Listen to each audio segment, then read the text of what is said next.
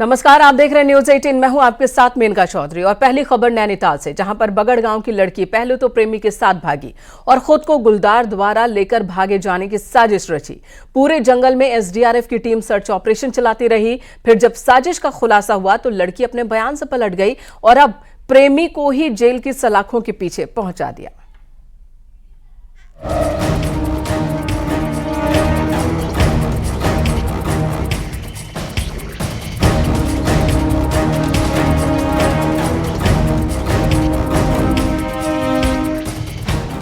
नैनीताल के बगड़ गांव की लड़की भगाने के मामले में फिर नया मोड़ आ गया है। प्रेमी के साथ भागी युवती ने युवक पर गंभीर आरोप लगा दिए हैं। बगड़ तोला गांव की लड़की ने आरोपी असीम जलाल पर नौकरी और शादी का लालच देने का आरोप लगाया है। पहले गुलदार ले जाने की कहानी रचकर घर से लड़की भाग निकली और अब खुद के साथ अपने घर वालों को भी इस युवक से खतरा बता दिया है। माता पिता की सुरक्षा का हवाला देकर अब खुद ही जाने की बात भी स्वीकार की है। पूरी घटना जो है वो किडनैपिंग की और मेरे परिवार को इससे बहुत खतरा है, तो हमें पुलिस सुरक्षा की ज़रूरत है। वो मैंने किया था, तो मतलब उनके प्लान के हिसाब से मैं बहुत डर गई थी। उन लोगों ने ये भी बोला था कि अगर ऐसा नहीं करती हो तो तुम्हारे परिवार को बहुत खतरा है। दरअसल आरोपी असीम जलाल कमर के नीचे दिव्यांग है और व्हील चेयर लेकर अपने एक साथी के साथ फेसबुक से हुई मोहब्बत के लिए बगड़ पहुंच गया। लड़के का कहना है कि पूरा खेल लड़की ने ही रचा और उसको फंसा दिया। इस दौरान मोबाइल की लोकेशन लड़के को भेजती रही। घर वालों को दिखाने के लिए गुलदार के ले जाने की साजिश भी रच डाली।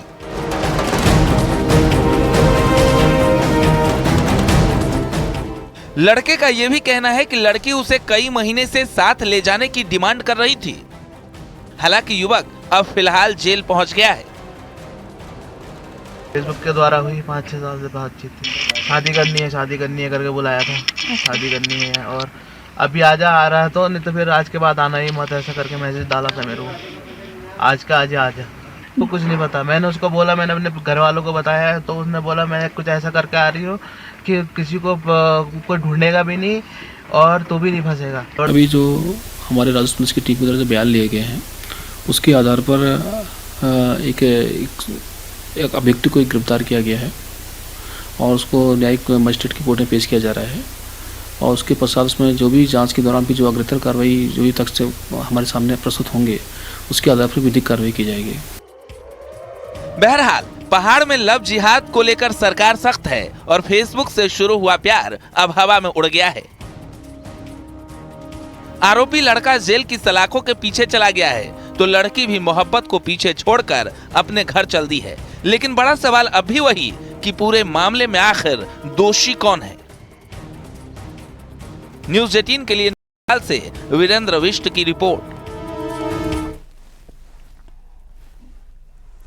इधर चमोली में हो रही बर्फबारी के बाद एवलॉन्च आने की आशंका जताई जा रही है। डीजीआरई यानी कि डिफेंस जियो इंफॉर्मेटिक रिसर्च एस्टेब्लिशमेंट चंडीगढ़ ने इसके लिए चेतावनी जारी की है।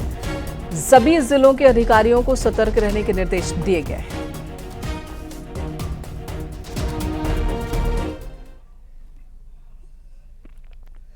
हरिद्वार में शनिवार से ही रुक रुक कर बारिश हो रही है। रविवार शाम हरिद्वार में तेज बारिश हुई, जिससे कई इलाकों में पानी भर गया। विष्णु घाट के पास बाजार में इतना ज्यादा पानी भर गया कि पानी के बहाव में दुकानों में रखा सामान भी बहता दिखा। तस्वीरों में भी आप देख सकते हैं, दुकान का सामान सड़क किनारे खड़ी स्कूटी तक पानी में बह गई। दुकान का सामान बह जाने से वहां अफरा तफरी मच गई। लोगों ने बमुश्किल सामान बचाया।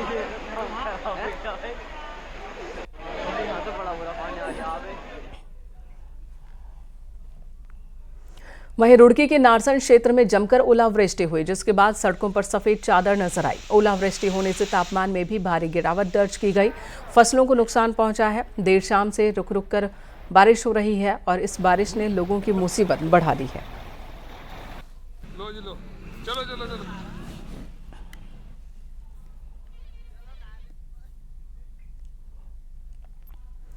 तो उत्तराखंड में एक बार फिर मौसम ने करवट ली है। प्रदेश के कई जिलों में बारिश बर्फबारी का दौर जारी है, जिससे एक बार फिर ठंड लौट आई है। देहरादून, टिहरी, उत्तरकाशी के कई इलाकों में जबरदस्त बारिश हुई। देर रात से हो रही बारिश से प्रदेश में 7 से 10 डिग्री तक तापमान में गिरावट दर्ज की गई है। हालांकि मौसम विभाग ने कल यानी कि सोमवार को मौसम साफ रहने का अनुमान जताया है।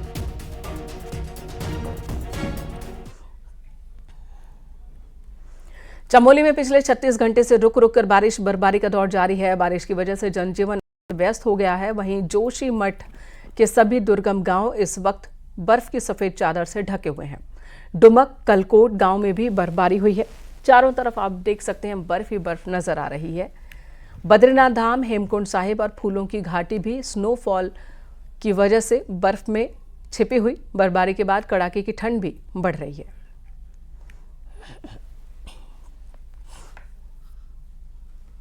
चमोली की औली में हुई बर्फबारी के बाद अब स्कीइंग का आयोजन किया जाएगा। Alpine skiing, skiing mount training खेलों का आयोजन किया जाएगा।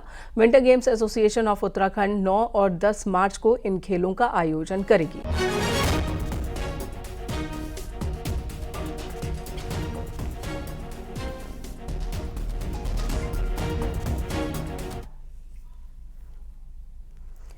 इधर चक्राता में भारी बर्फबारी के बाद 21 सड़कें बंद हैं। नेशनल हाईवे 707A समेत कई मुख्य सड़कें बंद हैं। वहीं सभी बंद सड़कों को खोलने में बीआरओ जुटी हुई है।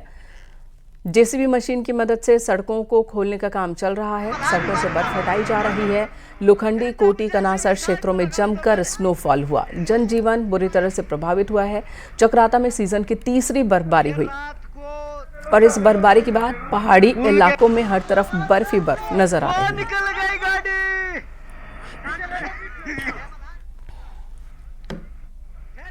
उत्तरकाशी के ऊंचाई वाले क्षेत्रों में पिछले 2 दिन से लगातार बर्फबारी हो रही है, जिसकी वजह से गंगोत्री हाईवे सुक्की टॉप से आगे बर्फबारी की वजह से बंद है।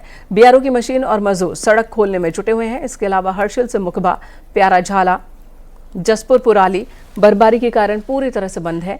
झाला से ऊपर भारी बर्फबारी की वजह से कई इलाकों में बिजली की सप्लाई भी बाधित हो रही है।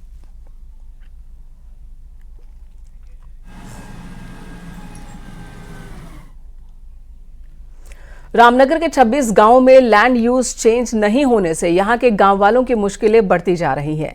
ये 26 गांव फल पट्टी क्षेत्र में आते हैं, जिससे इनकी मुश्किल बढ़ गई है। क्या है ये पूरा मामला, दिखाते हैं आपको इस रिपोर्ट में।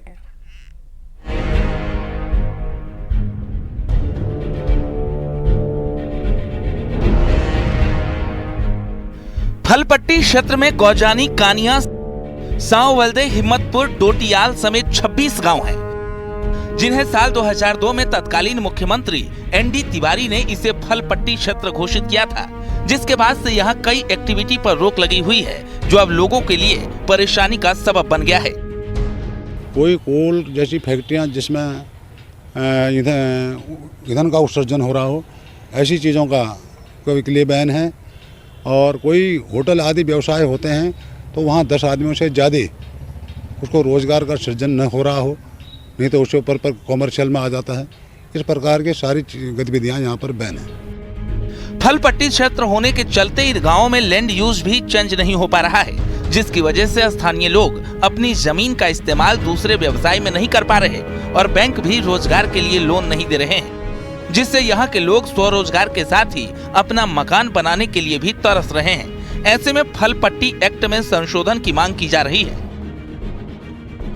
जो स्थानीय निवासी है 143 के प्राविधान के कारण अपनी ज़मीन को अपने व्यवसाय के लिए या अपना निजी घर बनाने के लिए उपयोग नहीं कर पा रहा है।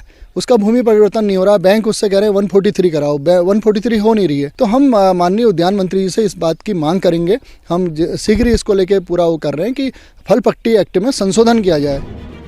टूरिज्म का हब बन चुके रामनगर में जमीन का लैंड यूज चेंज नहीं हो पाना ग्रामीणों के लिए किसी सिरदर्द से कम नहीं है। यहाँ के युवा इसके चलते अपनी जमीन होने के बावजूद भी स्वरोजगार से दूर हो रहे हैं।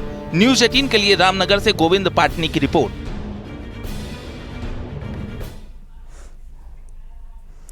पौड़ी के रांसी स्टेडियम में देश के अलग अलग राज्यों से पहुंचे एथलेटिक्स खिलाड़ियों को स्टेडियम खूब पसंद आ रहा है। ये स्टेडियम क्या है, इसकी खासियत क्या है, इस रिपोर्ट में हम आपको दिखाते हैं।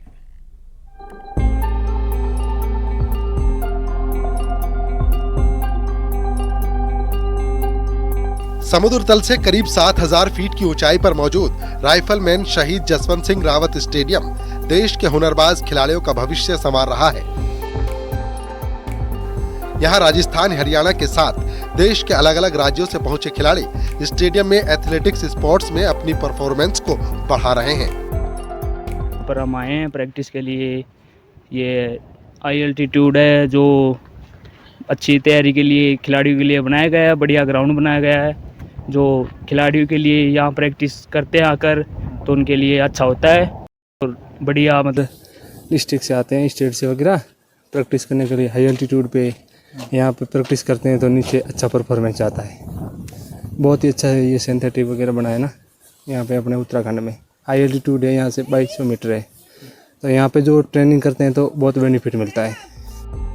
एशिया के second high altitude training centre Ranchi stadium का विस्तारीकरण करीब 22 करोड़ रुपए की लागत से किया गया है। खिलाड़ियों की परफॉर्मेंस में कोई बाधा न आए, इसके लिए स्टेडियम में हॉस्टल, कैंटीन के साथ ही मल्टीपर्पज हॉल भी तैयार किया गया है। रांची स्टेडियम जो बना है वो आने वाले टाइम में जो जितने भी इंटरनेशनल और नेशनल प्लेयर्स हैं, इवन हमारे एथलेटिक्स हो या कोई अन्य गेम हो, उन फेडरेशनों को अपनी ओर आकर्षित करेगा। और खिलाड़ियों का मानना है कि जितनी ऊंचाई पर वो प्रैक्टिस करेंगे उतना ही अच्छा रिजल्ट वो मैदानी क्षेत्रों में दे पाएंगे।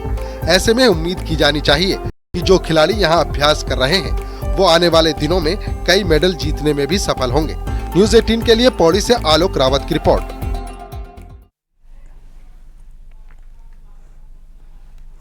यहाँ रुकेंगे एक ब्रेक के लिए, खबरों का सिलसिला जारी है।